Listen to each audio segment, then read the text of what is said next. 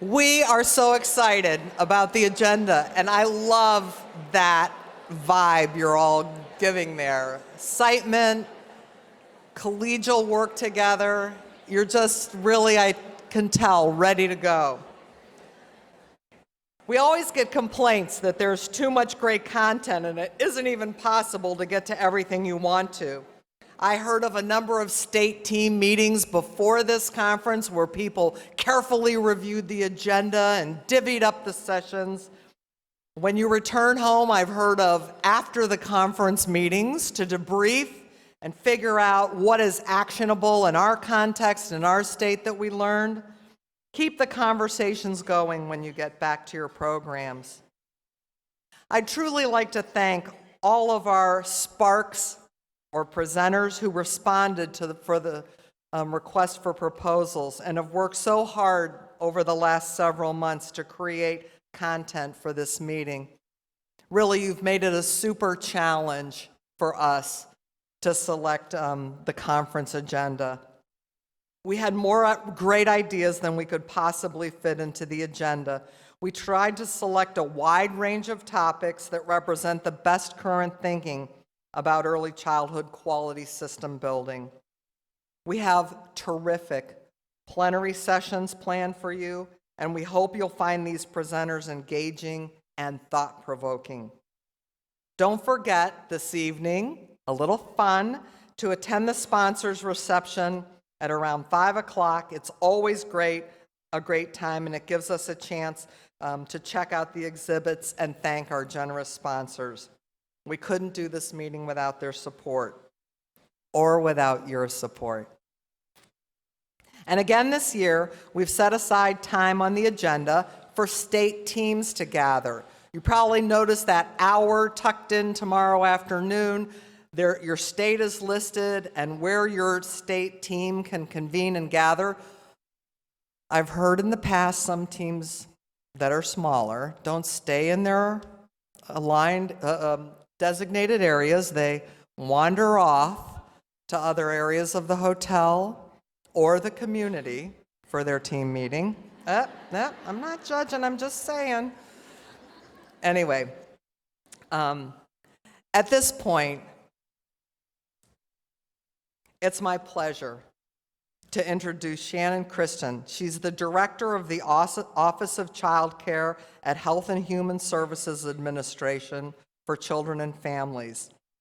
For those of you in the know, she oversees the CCDBG, right? And so it's even more of a thrill to have her here. Previously, she was the Associate Commissioner of the former Child Care Bureau at ACF, where she advanced President Bush's Good Start, Grow Smart Early Childhood Initiative and shaped the office's research agenda to better support state policy and spending decisions. Shannon brings a curious mind and a learning disposition to her work on behalf of children, families, and providers at the national level. And it's still with great enthusiasm that I welcome Shannon. Thank you.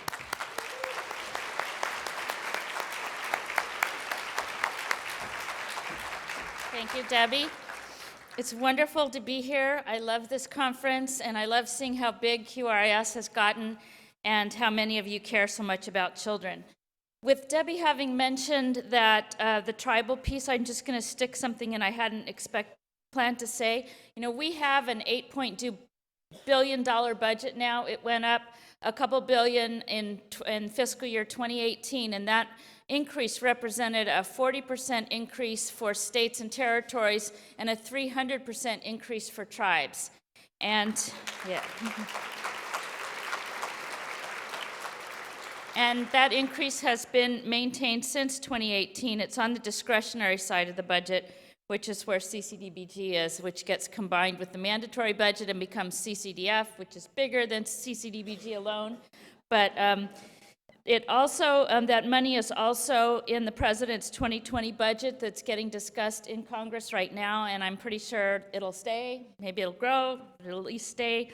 And I encourage states to work with the tribes and vice versa to build early childhood systems that learn from and respect the tribal culture, but also take advantage of state funding where it makes sense. That's just my plug for working together. We're trying to figure out what we can do to help you work together more, but I know that it's different in every state. So back to what I had hoped to talk about, which is now that I can't split myself into sixths to go to the priority sessions I outlined after deciding I can't go to all of them, and I whittled them down to about 6 per time slot, and now I'm trying to figure out what to do next. But QRIS, as you know, has exploded across the country in the last 10 years, and we're delighted that the field has embraced the importance of having a strong framework to build quality into early childhood systems and striving for inclusion of all sectors and types of programming for children and families.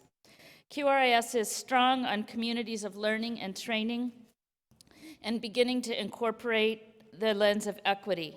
And not just equity in terms of access to quality programs for at-risk families, but for low-income families and children with disabilities, and making sure that everyone can take advantage of the amazing resources connected to QRIS. At the same time, work remains to understand the features of quality that are important for outcomes, and to develop measures, designs, and strategies that work for both centers and family child care providers. At areas where ACF invests a lot of its CCDF research dollars, which are about $40 million a year.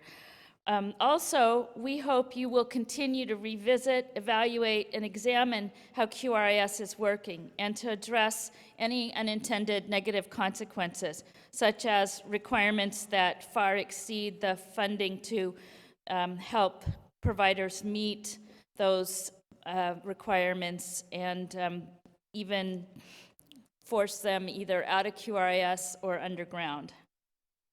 For our part, well, I'll do that in a second, but the burden cannot really be all on us. We need more sectors of our economy to understand their stake in early care and education and invest in quality improvements across the board.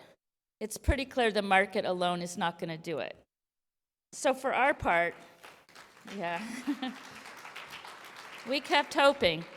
Anyway, for our part in Office of Child Care, we support states using their quality dollars, which are now at minimum of a 9% set aside from their block grant that they get for subsidies.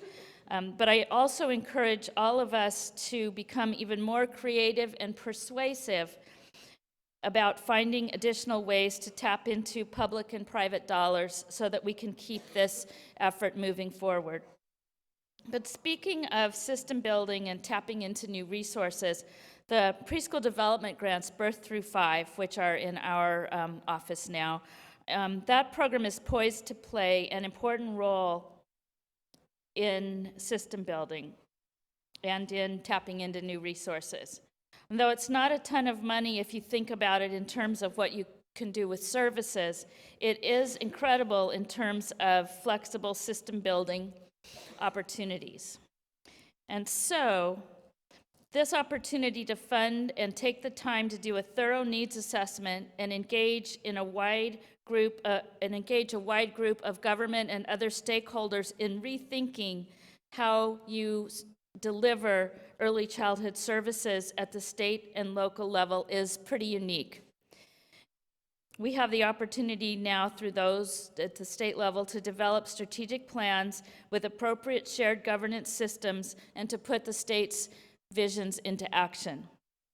48 states got the first round of funding, and we're now working on the renewal grants process.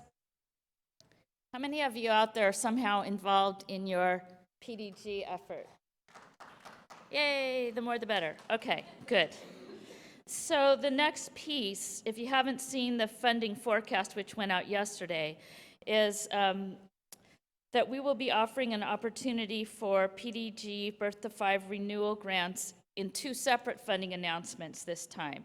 One is going to be for states that completed their needs assessment and strategic plan and it received the acceptance email. And the other slate is going to be for states that are continuing to develop their needs assessment and strategic plan, but clearly have more work to do. We also are providing states and territories that were not funded in the first go-round last time the opportunity to apply for a PDG Birth to 5 initial grant. So if you missed out on the first round, you can begin to get your early childhood stakeholders excited about this new unexpected opportunity. Everyone will be able to build upon work already being done as described in their previous applications and focus the funds, as well as focus the funds on expanding state efforts to address long sought after and essential system building and alignment pieces, such as data integration, workforce enhancements, assessment, and monitoring. And because we're in the middle of drafting these funding announcements, and partly because we're not allowed to talk about it, partly because we're not finished, I'm going to be a little bit vague. But the types of questions you should be asking yourself now, regardless of where you are in the process, you want to be thinking now about, why should my state receive this funding over another state? What would the impact of these funds be on children and families and providers in my state? What outcomes will be achieved? Now, those may be long run because you're not really going to achieve too much that's not more than a process outcome in a couple of years, but you can think of both levels. What am I building upon that will make a difference, and how and in what ways? What is the new or innovative piece associated with the efforts we're going to undertake? What questions do I need to attempt to answer if I receive these funds? It's good to have a goal, right? And figure out, what do I got to do to get there? And then, have I looked at the various sources of funding available to me and thought about ways to leverage or blend funds for greater advantage? What evidence do I have that I'll be able to sustain whatever I start? And what are those sustainable items? Do I have evidence of meaningful and ongoing partnerships, collaborations, and conversations? To whom should I be reaching out now that I haven't reached out to before? What should I be doing in the months ahead to best prepare for these funding announcements? So that's as much of a hint as I can give right this minute. So good luck. We're already thrilled with the level of excitement and creativity we see going into the first round of PDG. And I just want to say thank you for what you've done so far. Don't leave stakeholders out, because I do hear from them sometimes too. And just keep up the good work. And we look forward to your creative efforts. Thank you.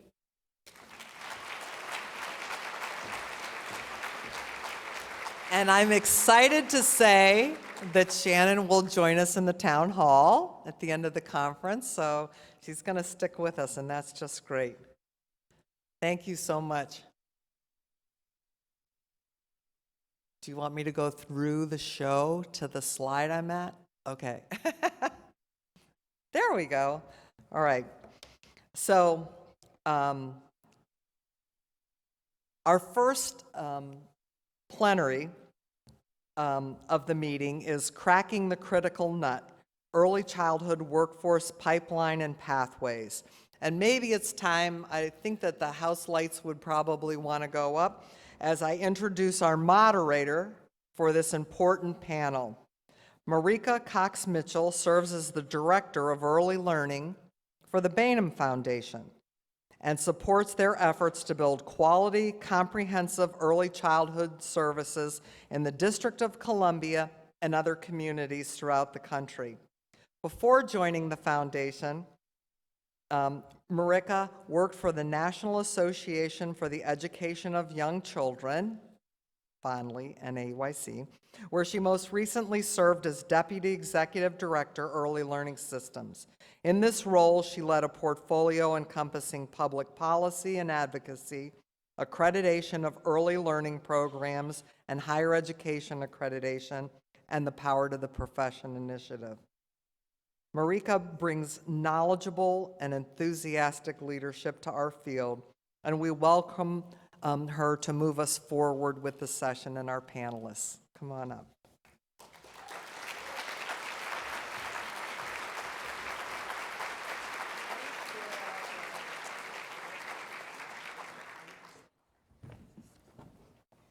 Good afternoon.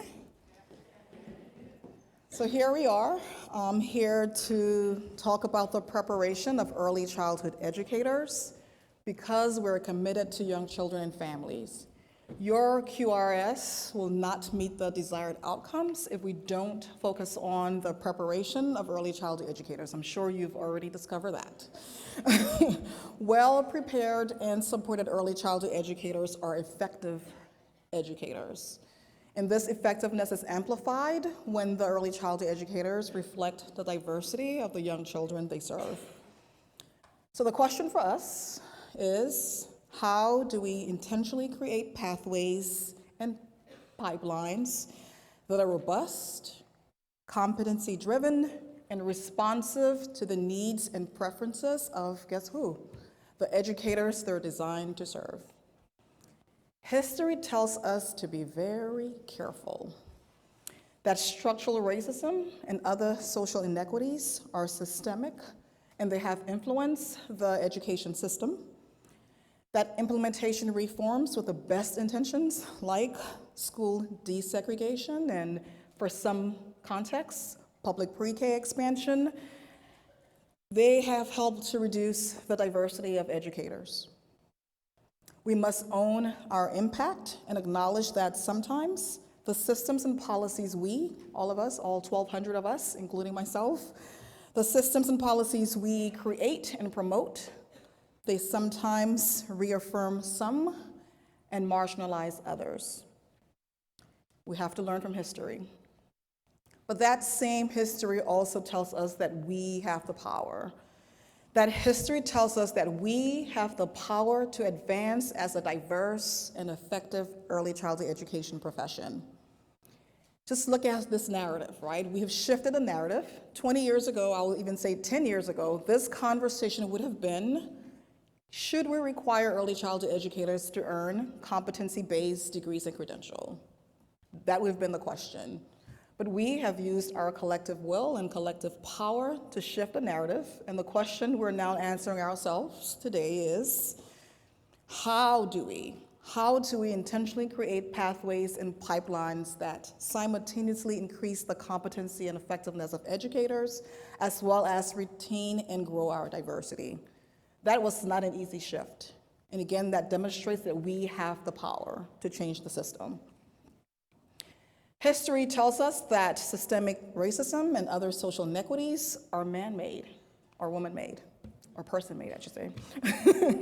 That if we have the power to create those inequities with our systems and our policies, guess what? It means we have the power to dismantle those systems with our collective power. Our panelists demonstrate this point. Our panelists are here to show us and tell us that we can advance as a more diverse and effective profession if we are intentional about the decisions we make. Leading this conversation, we have Joya Cheverin from YMCA of the East Bay, California.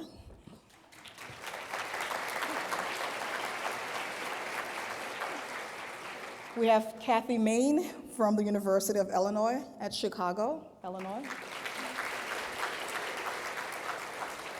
And Sonia Pernada Hernandez from Montgomery College, Maryland.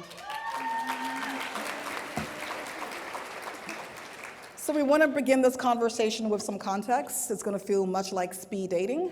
Our panelists are going to give a brief overview about the work they're leading to, again, intentionally advance as a diverse and effective early childhood education profession.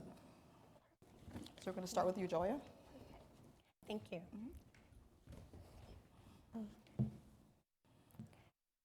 Wonderful, thank you. Hello, everyone, how are you? Good, okay. Let me go back.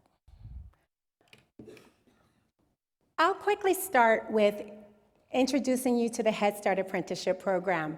If you do a quick web search of the Head Start Apprenticeship Program, you'll find an article published by New America in January 2018 introducing you to Claudia. Claudia is an apprentice referred to us by our local housing authority, and she's a mother of 6.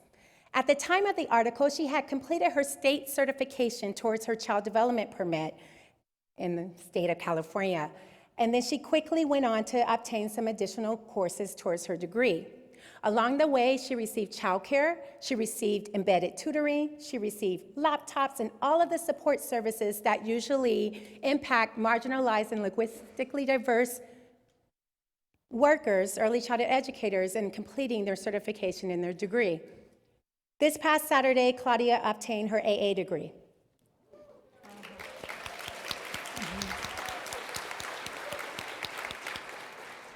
Along the way, Claudia also received 2 wage increases. She started at minimum wage. When she got her state certification, she received another wage increase, and now she's eligible for another increase as she upgrades her state certification. I share Claudia's story because apprenticeship is now allowing us to address the needs of employers, the needs of higher education, and the individualized needs of the early childhood educator.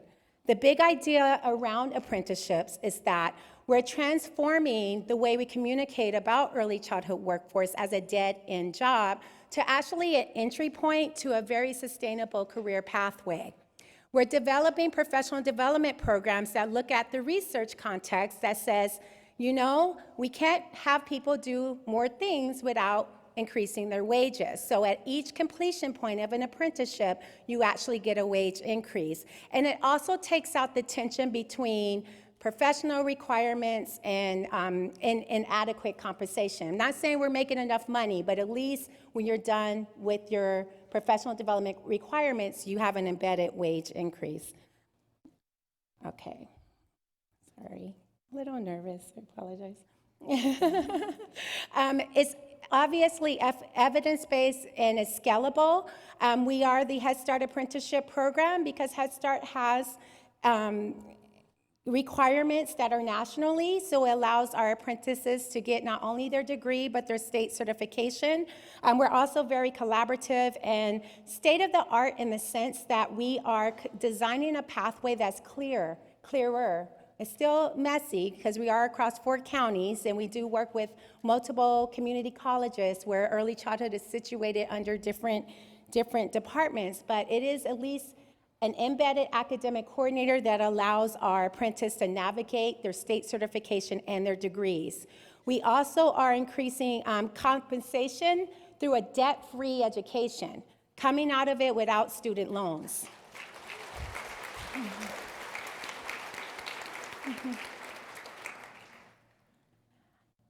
So we, of course, are targeting, Head Start has been growing their own for years. We have always, looked at our parents and said, hey, come work with children. We have a huge staffing shortage. The difference with the apprenticeship, it just formalizes it a bit by targeting our we're targeting those who are reflective of the children.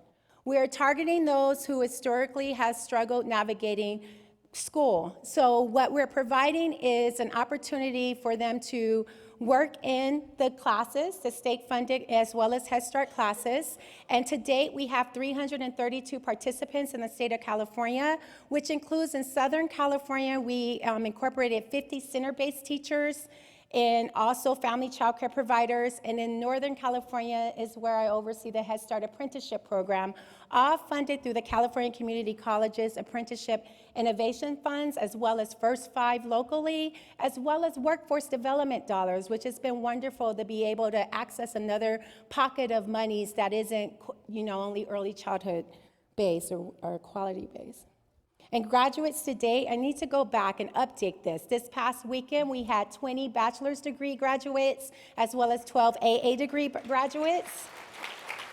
Thank you. We also graduated 49 entry-level Head Start parents in receiving their first state certification, which is our Child Development Associate Teacher's Permit of 12 units. So we're aligned with the California Commission on Teacher Credentialing, the same agency that issues K through 12 credentials. We are also aligned with our Head Start performance standards, which Head Start requires the BA, so it's not either or, it's both and. They're on a track to receive their state certification as well as their degree attainment. So depending on where the worker comes into us, we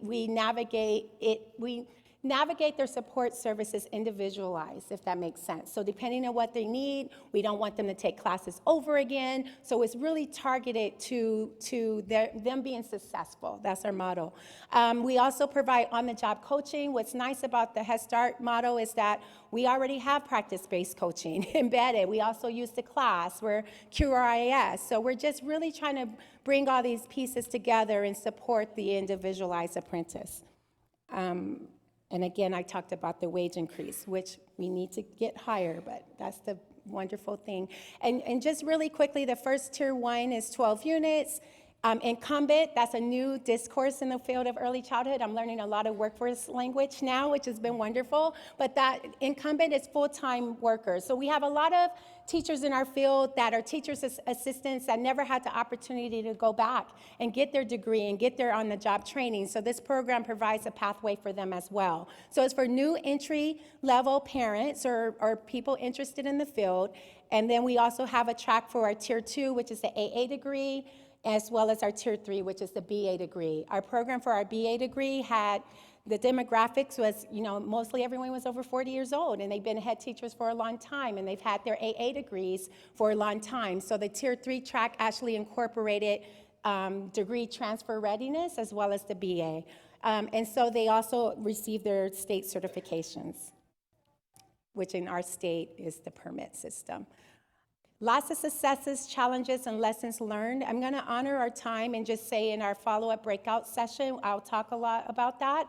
I do operate 21 programs across 4 counties, so you can imagine working with the different community college systems in the different counties and actually moving from an early childhood certification to the degree, because when you go into the general ed classes, you actually are working with faculty that aren't necessarily situated in the early childhood Dean's department. So we've incorporated a lot of lessons learned as a result of us wanting our apprentices to be successful. We also incorporated soft skills training because a lot of our apprentices aren't quite ready to work with other people's children. We actually incorporated just faculty liaison to introduce them to our program because we don't allow failure. we have to make sure our apprentices are successful. So there were a lot of lessons learned, a lot of simple things when we started doing your papers on your phones, moving them to laptops. It was, and the beauty of all of this is that you have apprentices who are well-trained, knowledgeable, receiving ongoing coaching support to improve their practice. And not only can you see the difference in the classrooms where the apprentices are working, but you can also see it in their parenting skills. It's amazing the impact this program has had, and we only have been operating now for 2.5 years. So thank you.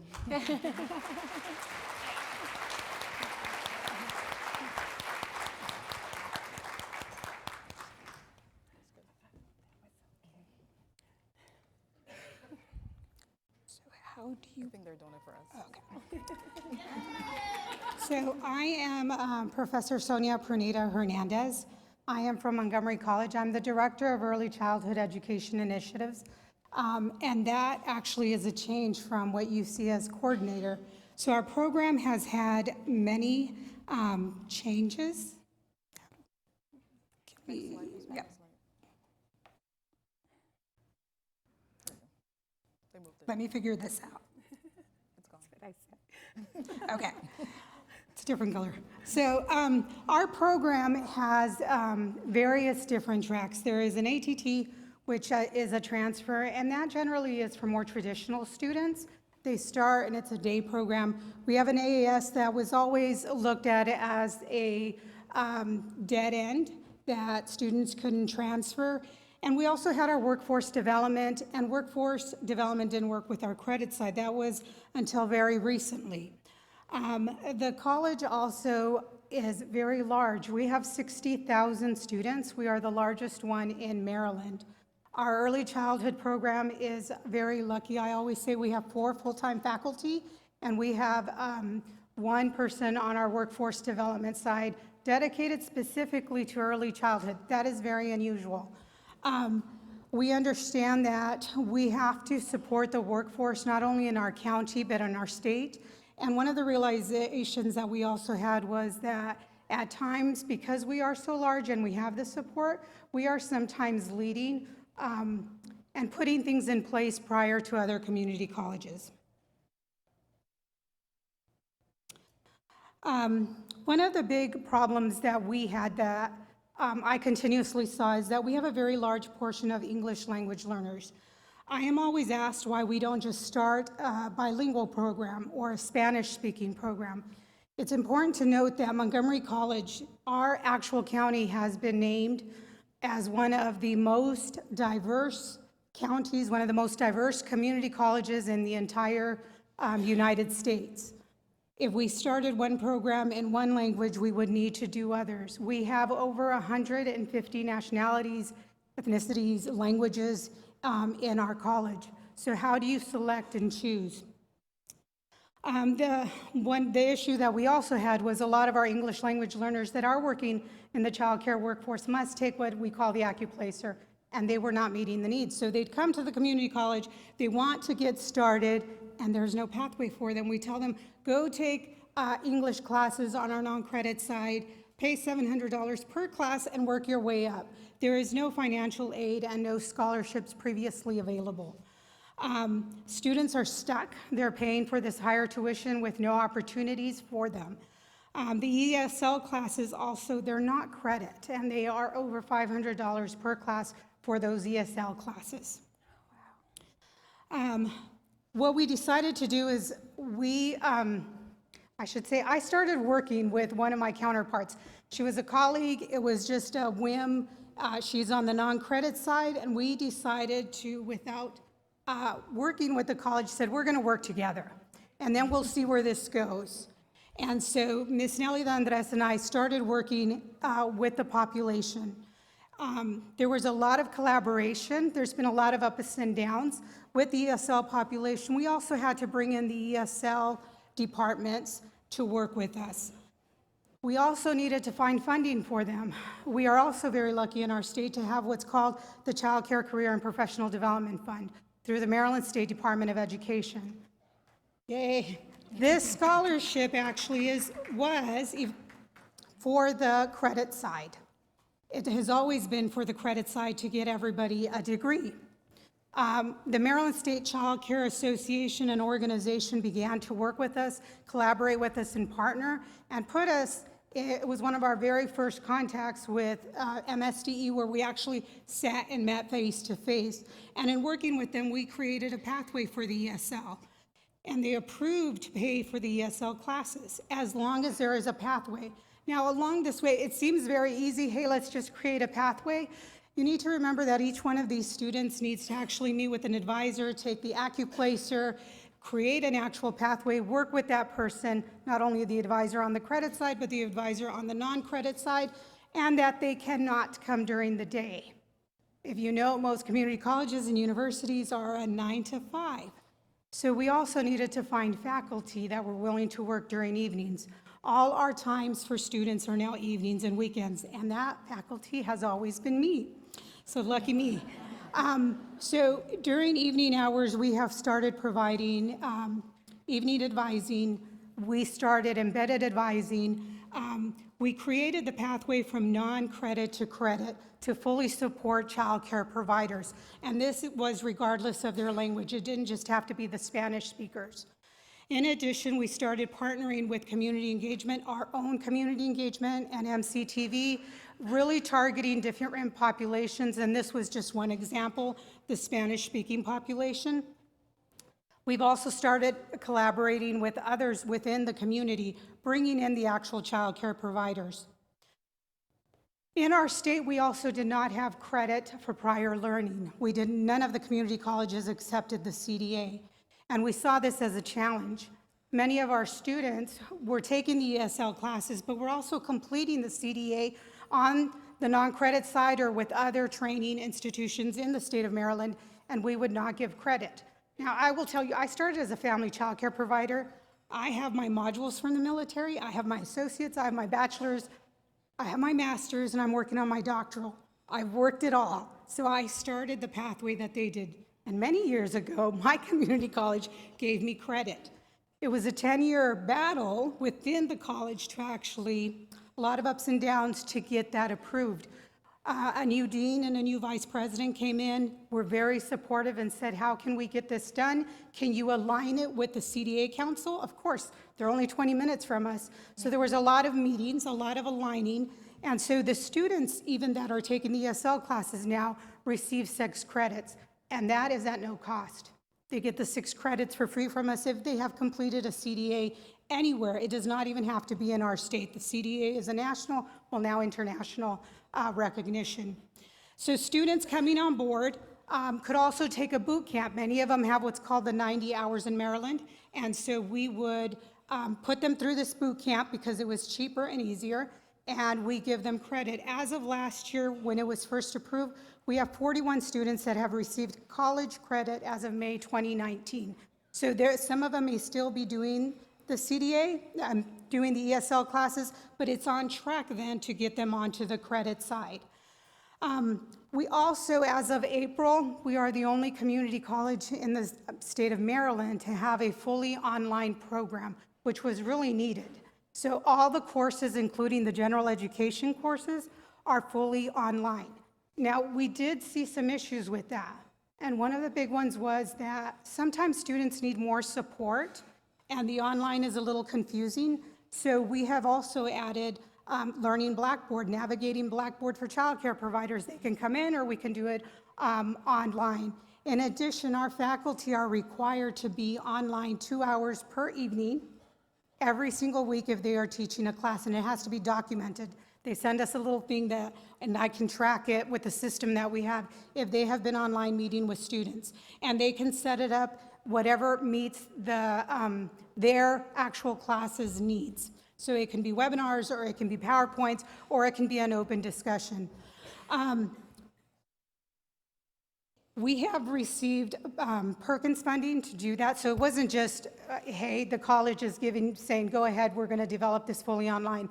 We did receive Perkins funding from the Maryland Higher Education Commission, and we also were able to increase our enrollment. We've done a lot of recruitment, which is unusual for community colleges. It is very difficult for many to come to the college, even during the evening hours. So our my thing was, I was a director, I come to your center, set me up with a computer or a laptop as long as I have Wi-Fi, and I can do advising during the students' lunches. And in the last 2 years, we have had over 200 childcare providers, early childhood educators enroll in our program from what we previously had. Now, I do want to tell you there is a myth out there that and I want to bust that, because they always say, well, they really don't want that higher education. I fully understand that a lot of family childcare and center-based childcare providers,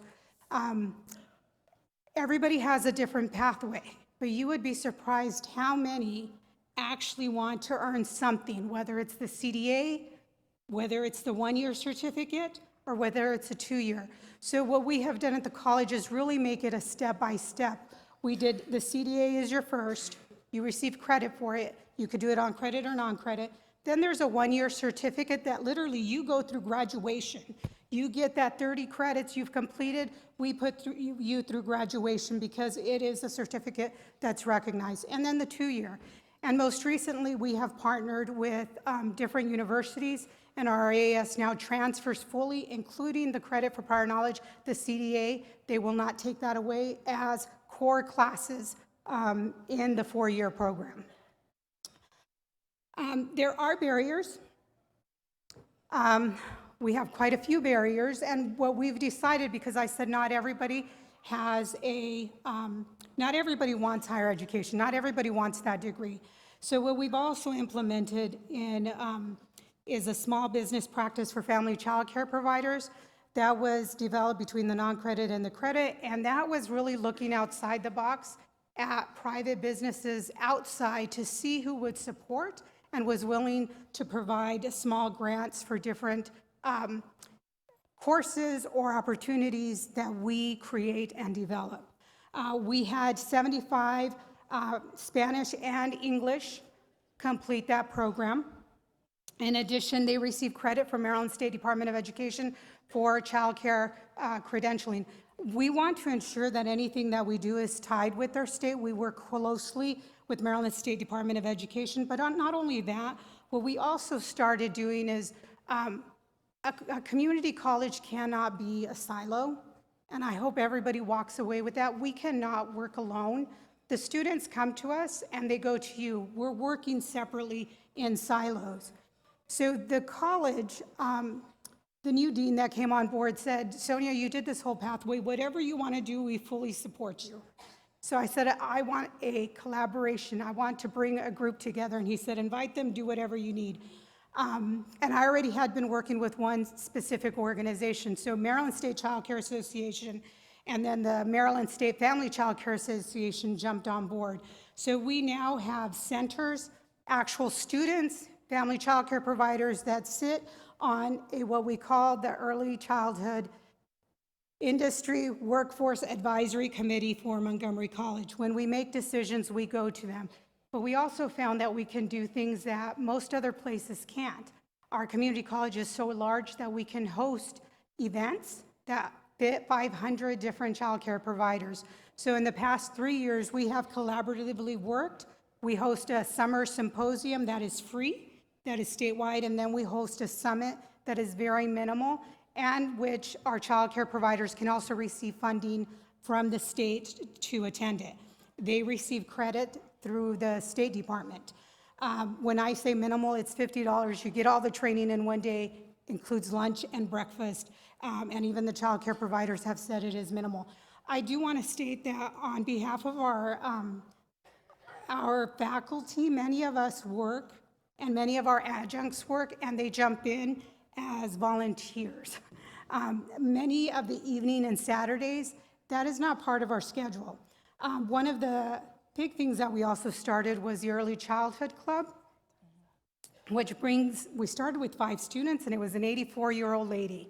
She really wanted a club. She wanted something to bring people together, and that was 7 or 8 years ago, maybe a little longer. And she dragged me to it, and we now have 176 active. And when we say active, people say, okay, they come one time.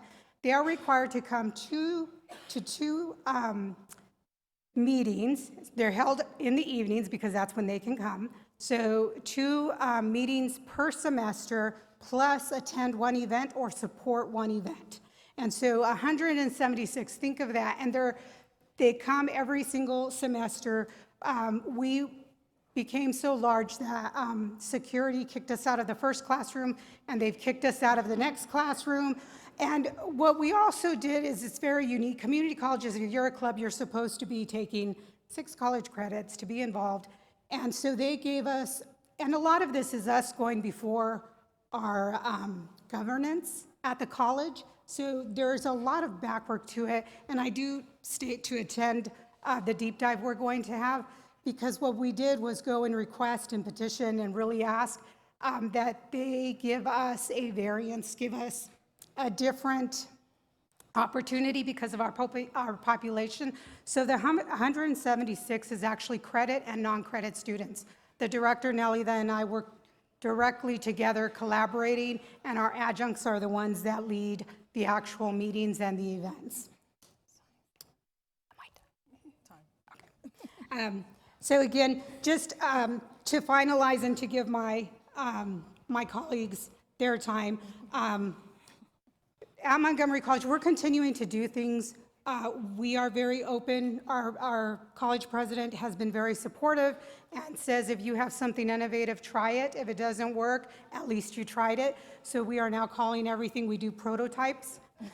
So you will continue to see that we will try prototypes, one starting in August, which is a CDA My Best English Spanish combined to give them both in 1 year to complete everything. So if you have more questions, come to the deep dive tomorrow at 8 a.m.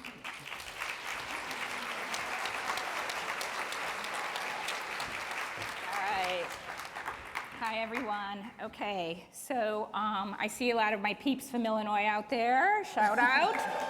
So, hello. I'm equally nervous to be up here, and I don't know how to work this. I'm assuming it's the green button. Yeah, and they'll help as well. Okay, and they'll help as well. Okay, hi. So I am Catherine Main, and I am on faculty in the Department of Educational Psychology in the College of Education at the University of Illinois at Chicago.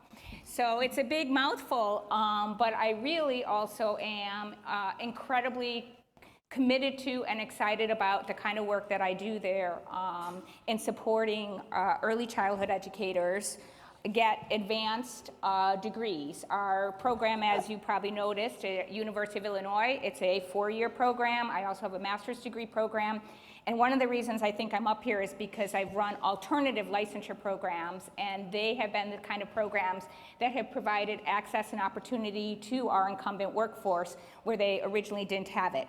I'm not going to talk specifically about those programs right now in my quick, brief overviews. That's going to be part of the deeper dive. But I'm going to put out a few ideas that I think will frame our discussion on how we really think about these pathways and the cracking the nut, as they would say. So I think I'm going to move forward. And okay, so wow, they put a really fabulous picture on here, much better than the one that I had. Love that. I love collaboration. I love the way people help out and people jump in where they can. But I really loved the theme of this conference, and I was going to say, oh, I love the theme of your conference, and I'm like, well, wait, no, it's not the conference, it's our conference. So I hope that I'm in the R now. So anyway, I thought that this was really a thoughtful thing to really think about in the way I wanted to frame my work, because I do believe that as we expand the reach and are real deliberate, those of us at higher ed, I love getting to follow my colleagues here on the stage who are just talking about doing such specific and important work in expanding the reach. And it makes me really think about, like, that's what we need to be doing, is expanding the reach. Because by expanding the reach, that's how we're going to advance equity. And I think that those two things really kind of go together for me, and is like figuring out, how do we get smarter about the specific kind of programs we need to run? The sorts of things Sonia was describing and the sorts of things Joy was describing were deliberately designed to expand the reach. And I think that that's really an important piece. So then through this, we're going to obviously enhance impact. And we can switch through. There we go. I got the next slide. So I know you all know this, but I can't stop talking about why I think we always, at every kind of meeting like this, we need to talk about what enhances impact, what makes a difference in impact. What makes a difference in impact is the quality of that adult who is in front of those children. There is no single variable more important in quality than what that adult does and knows and interacts with kids. And if we need to keep that front and center the entire time, that is a really critical piece. And so there's two things that I like to think about. It's what that adult knows and does. And we love the report, the National Academies report and the Institute of Medicine really highlighting that there's something really specific about what that adult knows and does, right? It's not just anything and that anybody sorts of does. So that's one side of it that I think is really important that we need to pay attention to. And you don't just learn that off the street, okay? You get that information through participating in formal education, professional development, credential programs. The other piece that is also really important is the social cultural continuity, the match between the children and the adults who are taking care of them. And I love the way you said that we need to reflect the children that we're serving. And this is very important for a range of reasons. And so one, there's less robust research on this, but I'm going to say there's less robust research on it is because we haven't been studying it enough, where we studied the other side. But on this side, we know intuitively, and the research that is there talks about important things. One, the potential to promote better attachment. There is nothing more fundamental in early childhood education than attachment, right? And so why we would not be paying attention to an indicator that's one of the most important things to promote attachment makes absolutely no sense. So we really have to be thinking about this piece of how our teachers reflect the children that they're serving. Obviously, too, the thing that often comes up is, oh, they're more likely, if you're of and from the community, that you're going to be able to engage the family more likely. You might actually know what resources are available in the community that might be supportive of people. Those things we know.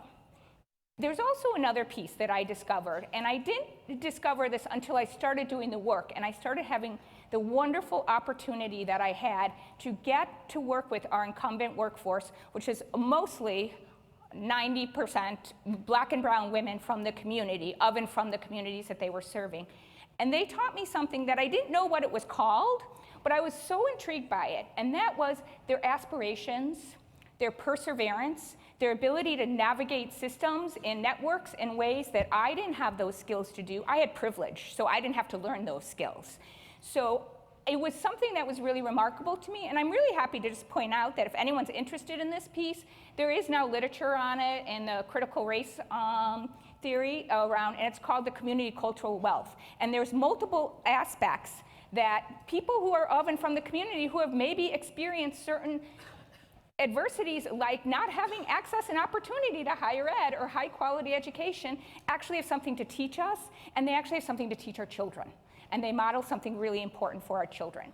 So I'll go to the next slide. Oh man, you can't clap after everything, because I won't have my big win, right?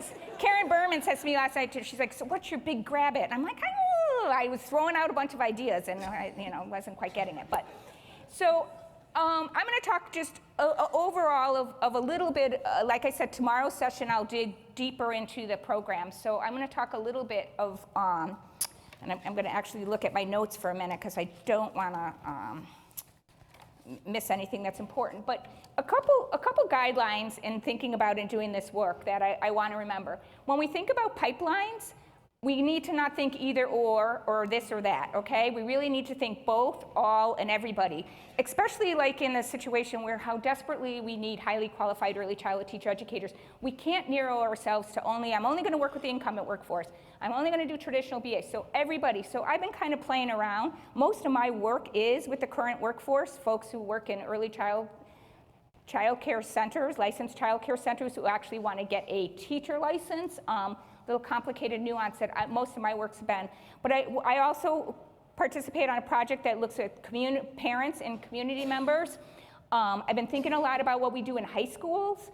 I was recently involved in a meeting in Chicago Public Schools where they do have a career and technical education sort of program to try to engage people in early childhood ed. And I was like, we're not going to engage anyone in early childhood ed if the conversation's about health and safety. Now, I think health and safety is really, really important, but that is not what 17-year-olds give a two hoots about. So I'm working with some people to try to frame it in high schools as a social justice issue, as an equity issue. And so that's how we start getting young people in to start thinking about it and reframing it and how we think about it. Pipelines also, I'm starting to do a little program too. We got to reach out to our elementary ed folks and figure out how maybe they can have access and opportunity to add a subsequent endorsement on in early childhood, right? So that's a group that like, maybe they do want to come back and take some early childhood classes with us. So I'm playing around with that group a little bit too. Pathways, I think the whole thing about the pathways is creating a pathway that's responsive, directly responsive to the people who you're trying to support. And so instead of creating this thing over here, doing exactly what these women have done, and that is find out who's in the community, who is in the pipeline, and then how do I create the right pathway for them. So a couple of things that I think were important in thinking about these pathways that I keep hearing over and over again. You've got to, particularly with our incumbent workforce, a key thing is respecting what's already been there, respecting what's already been done. And so often we have stories, even our own individual stories, that we're like, I got there and this course didn't transfer, this course didn't take, this course doesn't count for this course doesn't count for that. And that's a real problem that we've done to ourselves. And multiple systems having multiple qualification requirements and having really odd, stringent rules about what it's supposed to be. And so I think we really have to figure that out. And I can't tell you, as somebody in the higher ed world where I'm about credit hours and transfer, I cry sometimes when I do cry, I literally cry, when I read people's transcripts, because they are the most painful things to look at in this community, and what's, to me, I think, years of systemic racism, sexism, whatever those systems are, of why people could possibly take the same course, the same content, just with different names at multiple institutions, and why they swirl around, and it's about, oh no, it has to say this, oh no, it has to say that. In Illinois, we're working really hard to bring it together under one roof and one larger competency-based system. The other thing quickly on pathways that I want to mention is addressing the barriers to enter. And I won't tell the story here, but I will just drop a nugget if you want to come. In the state of Illinois, we brilliantly thought that we would get more brilliant teachers if we increase the barrier to enter the program, based on measuring people on a test of academic proficiency. So we really thought, oh, this is how we're going to do it. Let's just make it really, really hard to get into a teacher prep program, and then we're going to get great teachers. Well, you can imagine between 2012 and 2018, not only early childhood education, but elementary, secondary, and special education, the number of licensed teachers in the state dropped by 50% in every single one of those categories. And so we really figured out, like, how do we address this barrier that it's not just ours, it's everybody's barrier, and remove that barrier to enter. So I'll talk maybe more about that tomorrow. So, these slides look so kind of different. Did I go ahead? Okay. All right. There we go. All right. So the last thing that I think I'm going to close on, because I'm up, right, about time. So I just want to point out just a couple of promising practices that we pulled from a project, and I would love to talk more about this project too as a state-level project of how we solve the pathways thing. We took a little bit of money from our Race to the Top grant, and we gave it to 2 and 4 years and said, partner up, figure out a plan. So a couple of things that when I partnered with my 2-year folks in the city of Chicago, a couple of things came up. And this is the one thing we were talking about. We got to build on people's strengths. We have to stop saying you're deficient in this and you're missing this, and we have to go back to those earlier slides. What are your strengths? What do you have? And build directly on the strengths. The other piece that we talked a lot about is this nuanced advising, which you talked about brilliantly. I mean, you cannot run a shop from 9 to 5. And expect that people have to work. So they come to work, they need to be able to have access to advising and the supports that they need at the times that they're there. And then developing the innovations in instructional methods. And again, online courses, Saturday courses, changing. We doubled up a few things we did. But one of the most important things that I learned that we did is we have to figure out how to do this while people work. People need to work. And people work in this field, and they need to be able to figure out how their student teaching or their internship or their practicum or whatever the requirements it is that they need to do to be successful in a program, how they can do it at their workplace, and figure out how to build that out. And I didn't know I was doing this, but a few years ago, one of the first things I was like turning the whole thing on its head, and I was like, oh, I want to help people who work in community-based centers do a student teaching experience to get licensure. And so then you're supposed to have a mentor out there, and you're supposed to have a cooperating teacher, and yada, yada, yada, yada, and all that stuff. So they don't have that there, right? Might be the most experienced teacher. They're the person who's in the program. Sometimes it's an owner-operator. They're small. So we flipped the whole thing on its head to get funding to be like, no, we're bringing our mentoring to you. Not rocket science. Not way out of the box thinking, but it was enough out of the box to say, you can stay where you are. You can be where you are and continue to serve the children that you're serving in your community right now, and we're not going to disrupt that care. So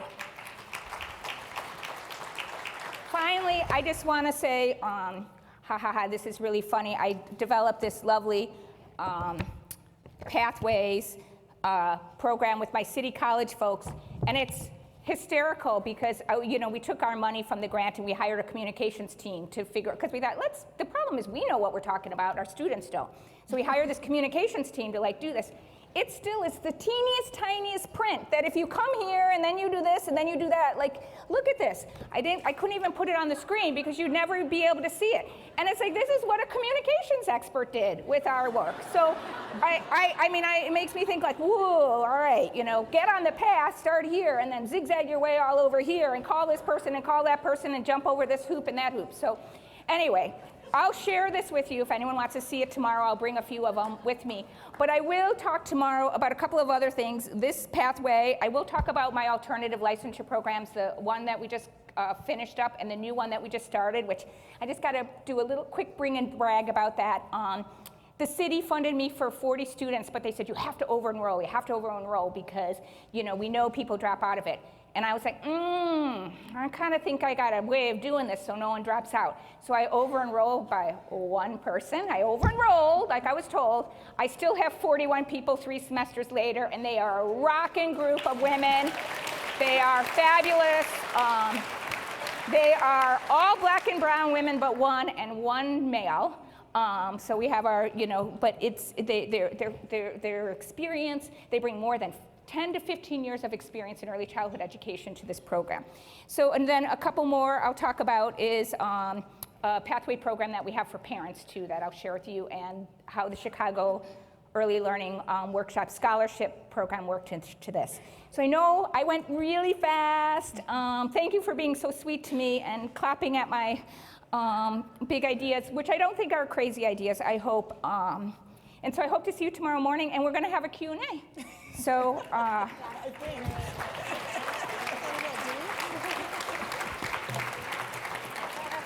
okay.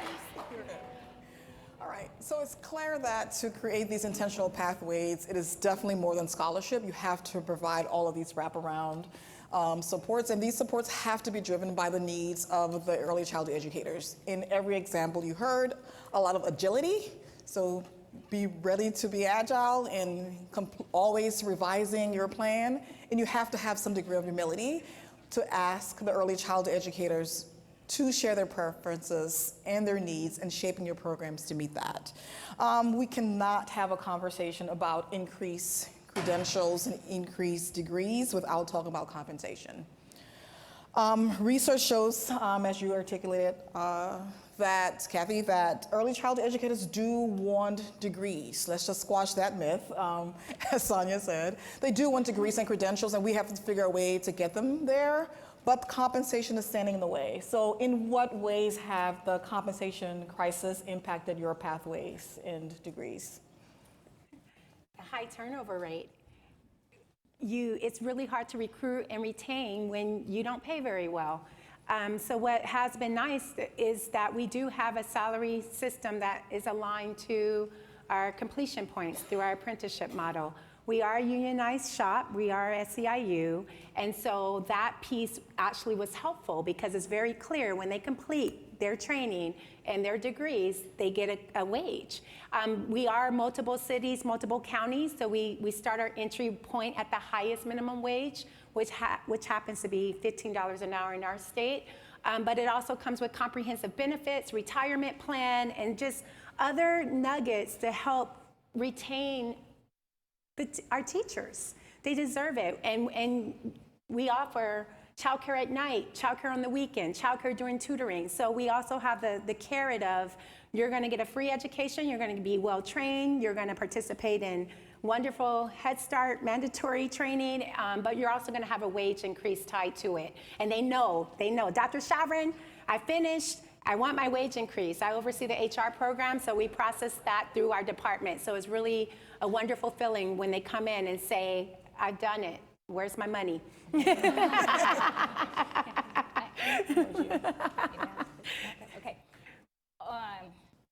Again, my friends in Illinois are going to be like, oh, there she goes again. I don't call it a compensation problem. I call it a revenue problem, okay? And I think the issue is we don't have enough revenue and the right revenue streams for what it actually takes to provide quality early childhood education. And so it manifests it down and circles down into a compensation problem. And what's been working has only been working because we've been doing it on the backs of our incumbent workforce right now. And so we have to really think to ourselves, like, no, what's the honest cost of high quality education? And so then people can actually be paid that. I also have the privilege of the programs that I do are licensure programs.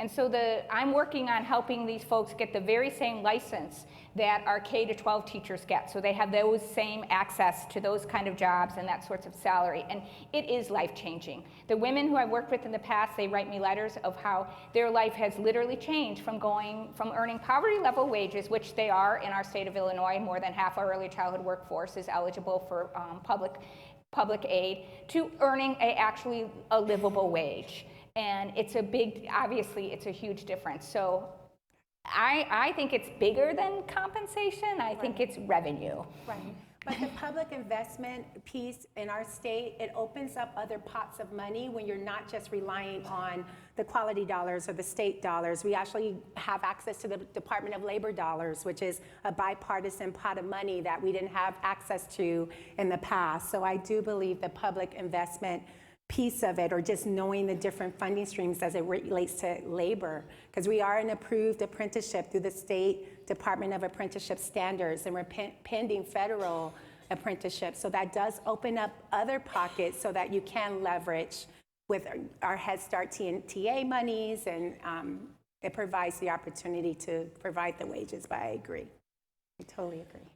So in looking at our pathways and pipelines and sort of looking outside, it's clear when you look at other professions, they have a relatively seamless system that allows them to have stackable, portable degrees and credentials for specific roles. As Kathy pointed out, with her experience with a communication specialist, we're a little bit complicated, right? We have lots of different policies. Many of us in this room are influencing those policies right now that talks about competencies, degrees, credentials. There's Head Start, which is different from early Head Start. To answer a relatively simple question like, what does it take to become an early childhood educator? You know how we do. We grab our Post-it notes, our charts. We give you a TED Talk on funding streams, just to answer that simple question. So can you tell me how you're able to create a pathway or a pipeline recognizing how fragmented our policies are that govern the workforce?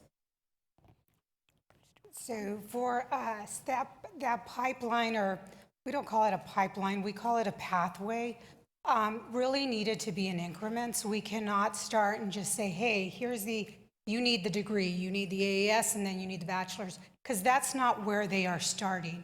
They're starting at all different levels, and so what we have started doing is, it is the CDA. I will tell you that, even from personal experience, Marika is correct. So even with a master's coming into Maryland, I was a director for a center, for a very large corporate center, had worked previously for the military, and was told with a master's in the education of young children that I did not qualify because I did not have my 90 hours child development and curriculum, which I did, but they were called something else. But I had been told that I could actually not be the director because of 2 introductory classes, and even with my working on a doctoral in that. So this is very critical for, I think, us nationally.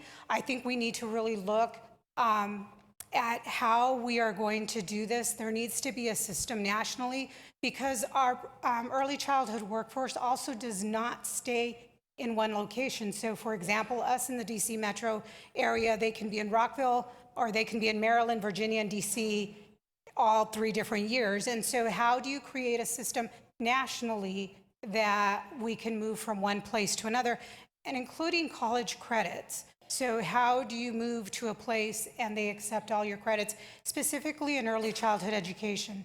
So our pipeline really begins at the lowest level, and it includes our workforce development side. That is giving them the credit if they have that CDA, regardless of where they come from. I think that is critical for our workforce, and critical for us to look at when we are looking at this pipeline, or this pathway as we call it, to support those that are in the actual field. So do you think we'll ever get to a place where we'll have a unifying pathway or professional pathway for this profession?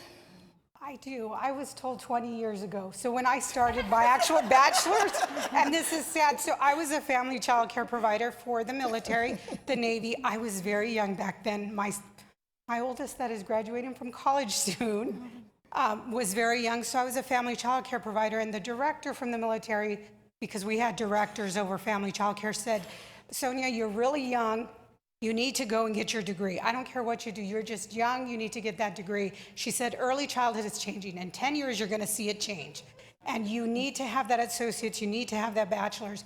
And I feel like we're still there, but we're moving forward. There are things happening. But I think that working collaboratively, we need to work more collaboratively and stop the silos, is what I always call it. We're so siloed and not sharing. We need to stop that and break those down to really support the child care providers.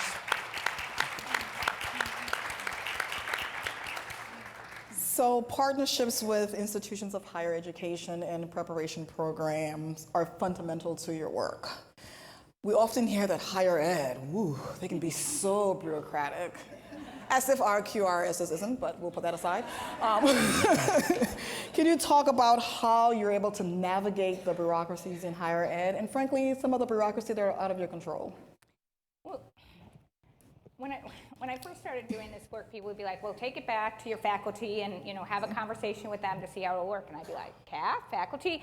One of the issues with higher ed, I think, is not that it's so bureaucratic and hard to control, is that we also are really under-resourced in higher ed. The programs for early childhood teacher preparation across the country are often very small, are often on the fringes, are sometimes the last thing that people are thinking about. And so that creates a situation where it's hard for us to have leverage. The other challenge that sometimes is, and we wrote about this quite a bit in Illinois, was we just didn't have the right data. Because, or as you know, early childhood's all over the place. So there's multiple places where data was stored with regard to the need for high quality early childhood teachers. And if your institution's only looking at, oh, that's what the school district says, but not paying attention to what another Illinois Department of Human Services is saying, or somebody else is saying, or Head Start is saying, then they don't understand the whole picture. And we've done a really poor job at creating a holistic, accurate portrait of what our actual needs are, which is why our programs are so starved. And the reason then that when our programs are starved, like they are, it makes it very hard for us to have the leverage to navigate and move and make the changes that we need to do. So I think getting the right data and getting it out to the powerful people who make those decisions is important.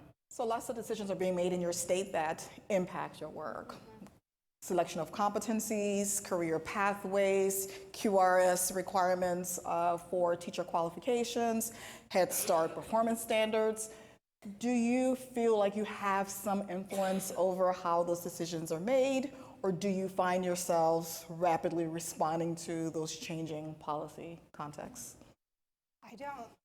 So for us in our state, there's been a lot of changes in our state, and I think something that's been very positive is that we have an early childhood consortium that it was dead, and we brought it back to life, and that is 2- and 4-year community colleges and universities coming together and meeting, and instead of us looking, they've put something in place. We are actually asking to be at the table, and Maryland State Department of Education has been very open to that. In addition, we have some very strong people on that consortium that we also decided to open it up, and it now includes our workforce development sides, which they always used to not want. But we said if we're going to be inclusive, and we're preaching that everybody should be inclusive, we need to open this up. In addition, we went before Maryland State Department of Higher Education and wanted to be recognized. So Maryland Early Childhood, the consortium, had never actually been recognized as what they call an affinity group. So they have the teacher elementary, they have engineering is usually there at the top, and there was nothing for early childhood, and they just kind of put us in with the teacher prep classes. So we petitioned, myself and another faculty petitioned that we be recognized as an official group, and they have done that. the state has been very open, and I think that was partly us saying, you know what, as higher education, we want to be at the table.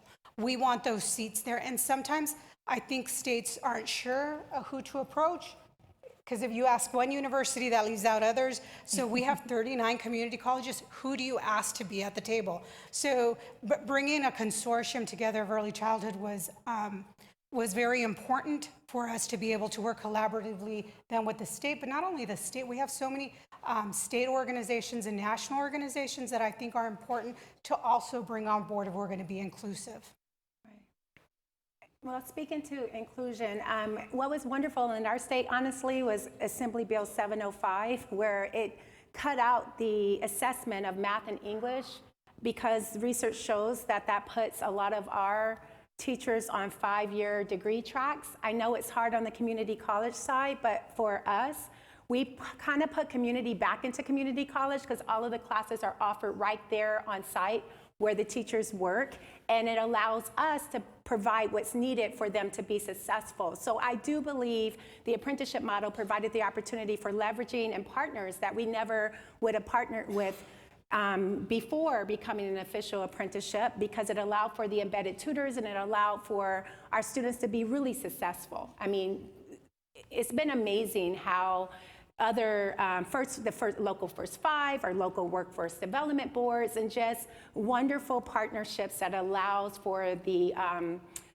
leveraging, the funding, as well as public policy support, because getting an AA degree and you're all on different tracks, it impacts the cohort model. All of our apprenticeships are a cohort model. They do it together, and it's hard when a student has to take a math class that's 5 years back from their degree. So a lot of changes are happening at once, and we embrace it.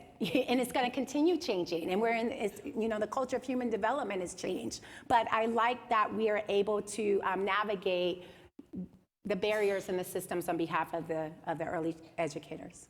Okay, I think we have a few minutes to take questions from the floor. There are mics. I can't see. Yep, there's a mic over there and a mic that in as well. So if you would like to ask the panelists questions, you can line up there and we can take some questions from the floor. So while people are walking over there, I'll throw in my, because I don't want, thinking about the connection between higher ed and, our state policymakers. And I'm going to speak from my perspective and then more broadly. From my personal perspective, we couldn't have been more welcome at the table, and people couldn't have been more grateful when we were actually coming to the table. From a broader point of view, it does still go back to the issue of under-resourced programs in higher ed programs, and so it can create an additional burden for folks to have to be participating in the meetings all the time and engaging in the dialogue. There you go. Question? Hi there, Janet McLaughlin with Let's Grow Kids in Vermont. And I was really inspired by what you said about describing early childhood education as a social justice career.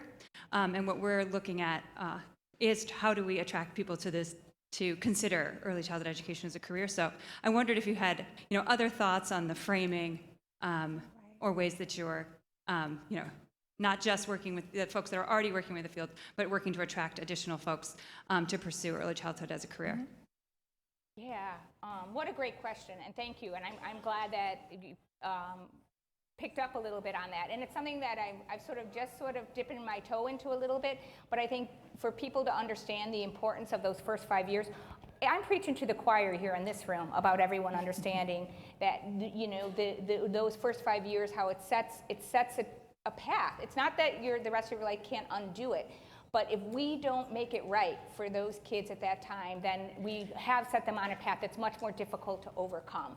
And I think young people in high schools are very interested in contributing to their country, their communities, and making a difference somewhere. And this is actually a nice pathway in, because they immediately get the sort of feedback and how great it feels to read to young children, to be part of something for young children. And we all know just the response that you get right away from it, and it's just not setting it up as something that, it's about, cleaning tables or making sure people know their ABCs, but no, it's about actually smiling at toddlers, playing with toddlers, reading a book to preschoolers, and sort of shifting that conversation. So, watch more to come, I hope, on that. All right. Doesn't look like someone's at that mic. You can go ahead.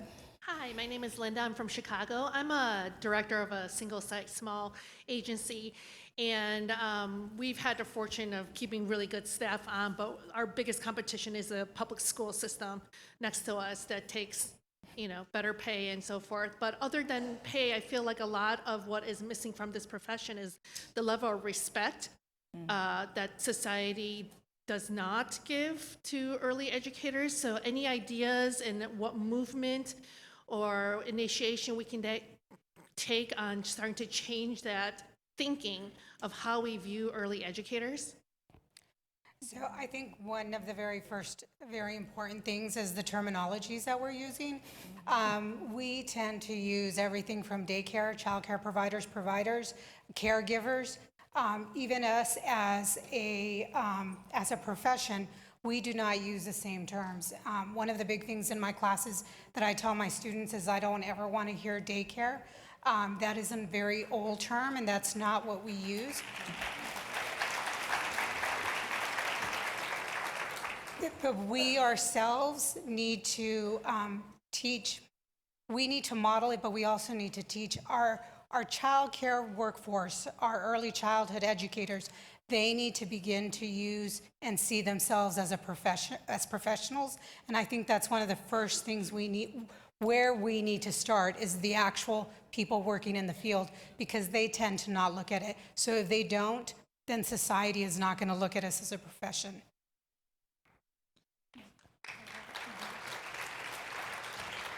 I would just quickly throw in too, we got to remind everyone of the knowledge and sophisticated work of working in early childhood education, so that it's just as sophisticated and complex as an elementary ed teacher, a secondary ed teacher, or a college level, And when we keep pretending that it's not, we're not doing anyone any services. It is that sophisticated and that complex, and there is a knowledge base there, so I think that's important. Is it me? Question? Yeah. It's me? Oh, hi, everybody on the panel. I'm Shamira Thomas Slater, and I work with Chicago Public Schools. So I really love what you had to say, everybody on the panel, especially you, Ms. Catherine Main. I am looking forward to working with you. I am a family engagement coordinator. I hear a lot about the children, but we work with the families. So what we're noticing is our parents need that support as well. I'm looking forward to finding out from this panel what can we do to help strengthen our families, because it becomes a tug and a pull with the families at home. They need that support, and our staff needs support. I feel like because we have so much violence in the city of Chicago, I want to touch on that. I always tell my parents that. It just seems like our staff can be desensitized to that. And what they seem to appear to me to focus on is the side effect and not the source. So I think we need to start healing and treating the source and not look so much at the side effects, if you get what I'm saying. Yeah, thank you for that. Do you want to take that one, Joya? Well, I mean, so we have been putting in all of our trainings trauma-informed practices, and just recognizing the fact that children come with their families, and the pieces, what's wonderful about having our community college classes and our training on site is you get the practice during the day, and then in class at night, you can really talk about that. So it is this real on-the-job training and college piece where we can talk about this family didn't say hello to me this morning, and trigger stuff for us. And we go really deep. We talk about child growth and development, but we talk about other theorists that are women, or the residual impacts of slavery. We get really deep in the work that we're doing and who we're serving. And I think the cohort model, but also just recognizing the context of what we're in right now and how that stresses not only the children and the families, but the providers as well. And we bring in all of that when we're training and teaching, and we can't be afraid to name it and to discuss it and to provide comprehensive services to support it. That helps us from a data end to know we need to increase our mental health. We have it, but it's not enough. And so all of those pieces, and what's also nice about working at the YMCA is you have health and wellness and you have benefits. So just leveraging and partnering to make sure that those who are caring for the children are healthy, but also recognizing how do we support children who've lost their housing, who's traveling from far places, sitting in car seats for 2 hours to get to. All of those things impact behavior. What is the root of behavior? What does that look like in practice? And what can you do with your interactions and your materials and your environments to do things differently? So the more we realize it's a specialty and you are a specialist and what you do matters, then we begin to shift the paradigm about being a profession as well as about supporting the teachers who are also hearing the same gunshots as night as the children that they're serving. So we get it, but that's why it's a comprehensive approach and it's partners leveraging. I hope that answers. Thank you. Yeah. Good afternoon. My name is Beth By. I'm from the Office of Early Childhood in Connecticut, and it's nowhere near as meaningful as the question that was just asked, because I think that's something all of us have to reckon with. But my question is more of a policy question around what are some of the things that states, I know Maryland and California are sort of leaders, but in other states there are real issues at community college with the remedial education classes and the acuplacers that's required of students, so they can never get to child development because of these roadblocks. So I know it's sort of, you know, high-level policy, but it's a real barrier in a lot of states to being able to help students progress just to that first child development class or child observation class that hooks them in. Thank you. So there are changes taking place as we speak, including the acuplacers, including exams. By September, there should be changes with the math. And I will state that most of our early childhood educators that come from foreign countries, they actually do very well on the math and place higher in the math acuplacers. It's just their English. So many states are looking at this, and one of the things that in Maryland, we are actually now required and mandated, states had to look at this remedial because somebody said it takes 5 years to even get to the first class. That is actually true, and states are being told you can no longer do that.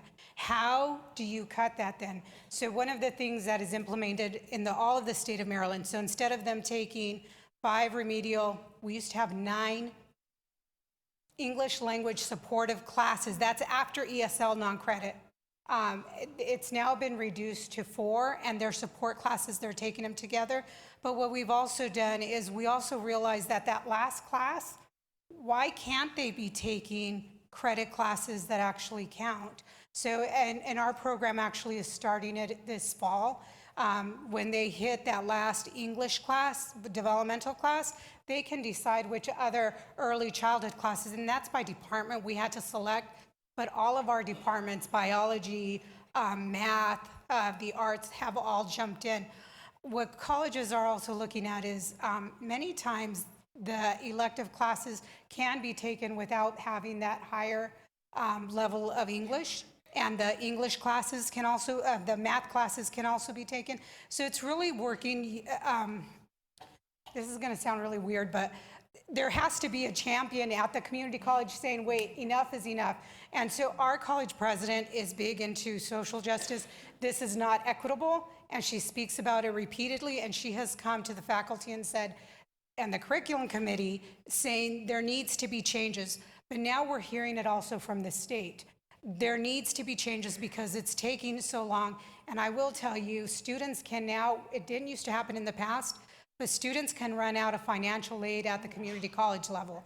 And what I tell them is don't keep going at the community college level, because once you hit the 4-year, you don't want your senior year to finally realize your last semester, I have no funds and nobody told me. So we really watch our students. And another thing that we have done is our students have funding from the state. It's the Child Care Career and Professional Development Fund. It's full funding. However, many of them also qualify for financial aid, and they qualify more for financial aid, which will also cover books, it will cover laptops, which this other fund doesn't.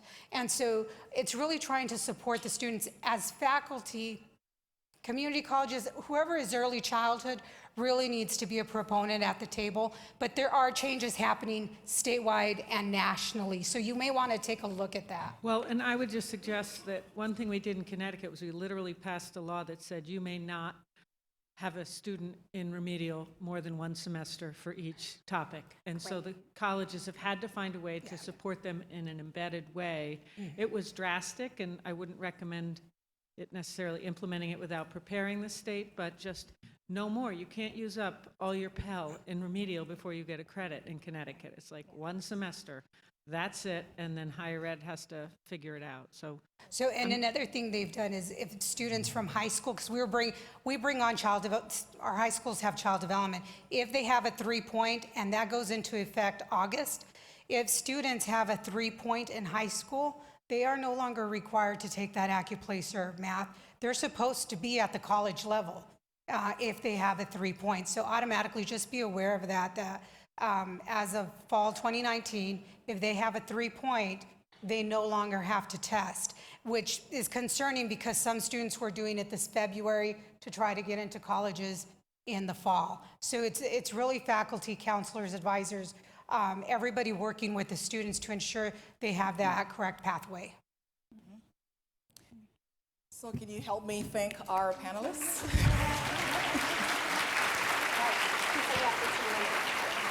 You can see? I'm sorry, were you at the mic? I'm sorry, I didn't see. Allow one more question, or?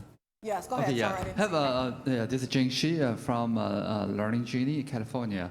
I have a question for our higher ed professors regarding the data-driven data awareness courses, because now in the field, lots of data for teachers to make a decision how to individualize some of the learning experience. What is the current trend in your field to prepare our teachers for the data-driven practice? Tread very, very, very, very, very, very, very, very, very carefully is my short answer.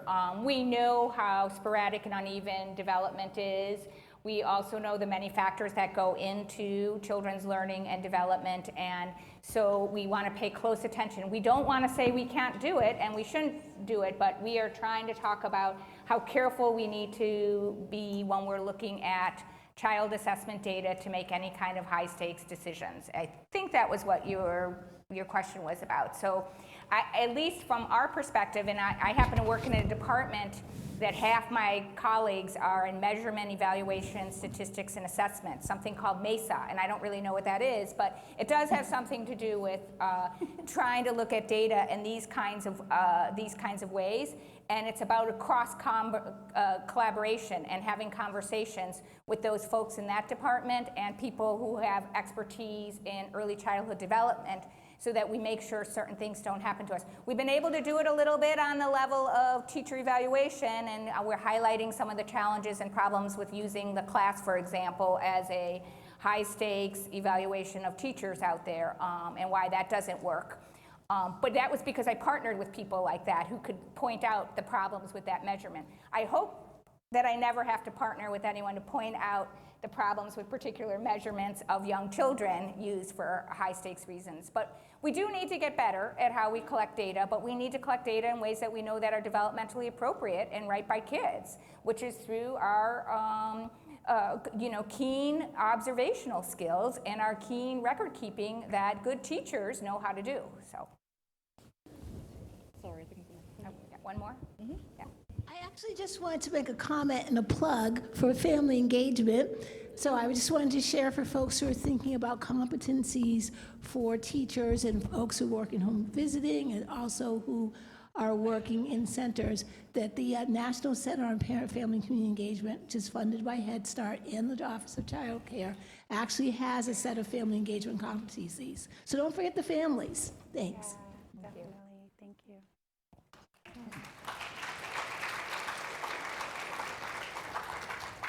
We can actually take more questions. I think that was it. I think we might have got it. Yep, sorry. Oh, hi, Stephanie. I'm going to talk about Barbara Reisman from the March Now you got a little mic. Thought that was Stephanie Feeney. Didn't she look like Stephanie Feeney? Barbara Reisman from the Mara Charitable Foundation in New Jersey. I just want to pick up on the comment that was made just now about family engagement. I think, and you all talked about the importance of communication and how we talk about these issues and childcare versus daycare. But one of the things that we say is parents are their children's first teachers.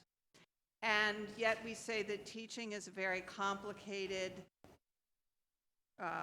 profession that requires deep knowledge of child development and brain development and parent-child interaction, et cetera, et cetera. And I just think that there are some contradictions that are embedded in the language that we ourselves use that we need to think about. And I hope you all who are much smarter than I am are thinking about it, because those are contradictions, and we value the experience and knowledge and cultural competence of people in the community, and we don't want to exclude them. So, I think there are tensions here that we need to address, and I would like to hear more about how you're addressing them. You guys are killing me. That goes to Terry also. Okay. Yes, I Yes. know. Right. That was to Terry. Yeah. But so first of all, I so appreciate that question, and I often sometimes when I do these talks, I talk about all the contradictions that we have in early childhood. Like, we want things to be universal, but yet we know how important it is for things to be local. And I used to go through a laundry list of all of the pieces that are back and forth. And I don't have a spot-on answer for how to get to that, but what I do feel like I have a spot-on answer for is another adult who is responsible for somebody else's children, particularly in a group setting, is doing work that is highly complex and sophisticated. And I feel like that needs to be respected, not in a way, and I'm a parent, and I was, struggled with my children in their toddlerhoods, and, my husband used to be like, let's get that on video for your students. My 4-year-old hitting me with an umbrella, stupid mom. There is one way that a 4-year-old, my own 4-year-old, can hit me with an umbrella and say, stupid mom, but a 4-year-old cannot, in a classroom, hit a teacher with an umbrella and say, stupid teacher, right? I mean, there's a difference in the relationship and in the context, and I think it's really important that we get that out there for people to actually understand. Not at all ever disrespecting the fact that parents are the first and most important teacher, which is why that makes early childhood work so much more complex, because as what everyone else is talking about, we have to know how to work with those adults. We have to know how to build relationships with those adults. We have to know how to value their input, whereas the secondary chemistry teacher is not really thinking about what a parent might be doing at home with their kid, the way we have to think about what that parent might be doing at home with their kid, and thinking about what might be the one thing that we're going to build on and take and care about, and what might be the one thing that we're going to toss, or not talk, but talk around it. I don't know if that helps a little bit. Another question? Yeah, Shannon Christian, Office of Child Care. I wanted to just expand on Barbara Reisman's point, because it relates to some things we've been thinking about, and that is that there may be different dimensions of the less formal child care workforce that feels differently about its own work. Like our National Survey of Early Care and Education, which we did in 2012, and we have people out in the field repeating it right now, came up with data showing that when you look at the motivation to become a teacher or a home care provider, or any of those, is very, very different across different people. And there seem to be associations between the people who chose it as a calling or profession, that they are more interested in getting the credentialing and working at it and becoming more what we would see as high quality. And there are others who have gotten into it because they want to help parents, and they don't really want to see themselves as teachers. And we may ultimately have to come up with a language to talk about those different groups differently. And I wondered if you thought about that we may have different segments that we need to learn to speak about. I think we have more than two. You're right. Yes. So I think we have quite a few segments of the population, and we have many that are older also in this population that see themselves as actual teachers because they've been in this field for 20, 30 years and don't see themselves as going back and getting degrees or getting a very minimal certification. And there is a lot of questions. Do we have an answer? I think that's where it's important that we begin to work collaboratively. How does that look? How do we address all the different populations within our profession? Where does everybody fit in?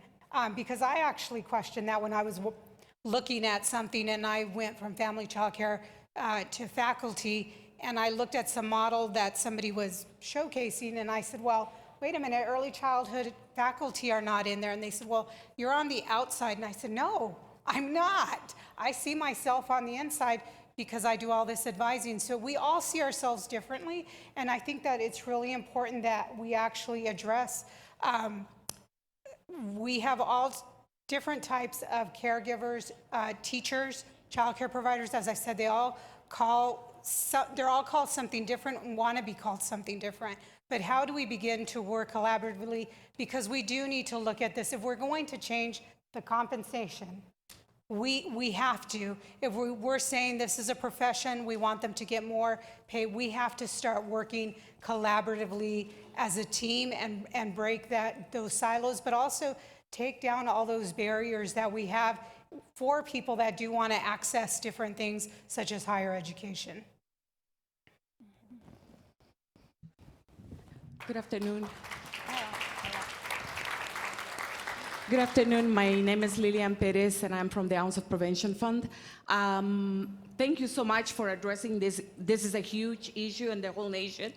We actually have to consider what are we going to be doing with QRIS if we don't have teachers to actually fill in those classrooms.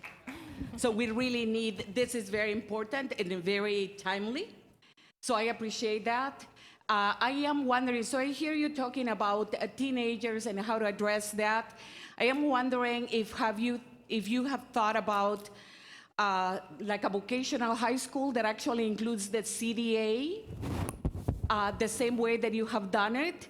After all, those high schoolers are potential parents as well, so it wouldn't be money wasted? No, you actually want to keep looking at the state of Maryland. I will give a plug for them because the state of Maryland actually is doing that. So we have a full child development vocational in the high school right now that they complete their 90 hours. And we actually, community colleges all agreed to give college credit, but we have to look at this portfolio, and then it's individual. We decide whether the student from high school is giving college credit. So the state is turning that around, and they're embedding the CDA into that high school vocational. So community colleges can now just say, they have the CDA, here are their credits, instead of it being every college does it a little bit differently. So that actually should be happening when, Jen? In the next year?